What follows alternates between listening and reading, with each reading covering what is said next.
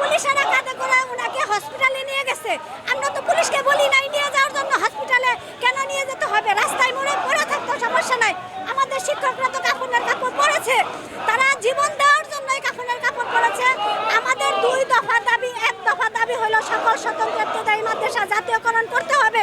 আর এটা যদি সরকার না পারে, প্রজ্ঞাপন দিয়ে সকল স্বতন্ত্র ইবতেদায়ী মাদ্রাসা বাতিল করে দিতে হবে।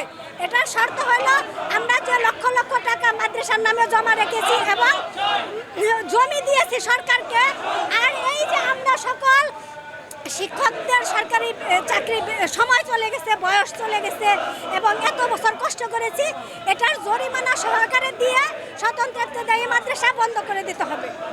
আপনাদের দাবি যদি মেনে না নেয় তাহলে কি করবেন আপনারা? মেনে না নেওয়া পর্যন্ত রাজপথে থাকবো, নিজের জীবন দিয়ে দিব। আজকে পুলিশের সামনে পুলিশের লাঠি চার্জ দিলে চলবে না, রাবার টিয়ারশেল গুলি দিলে চলবে না, সরাসরি বুলেট দিয়ে আমাদের গুলি করতে হবে, আমাদেরকে মেরে ফেলতে হবে।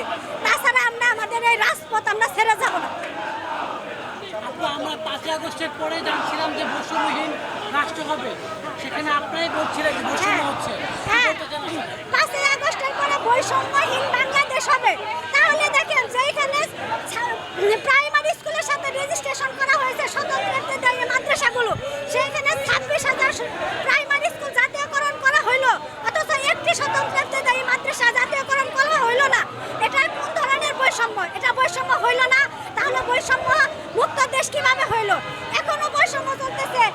আমাদেরকে যেভাবে পুলিশ লাঠি চার্জ করলো, আমাদের মাইক বন্ধ করে দিয়েছে, অথচ পাশে মাইক চলতেছে, আমাদের ছোট মাইক দিয়ে কথা বলতে হয়েছে।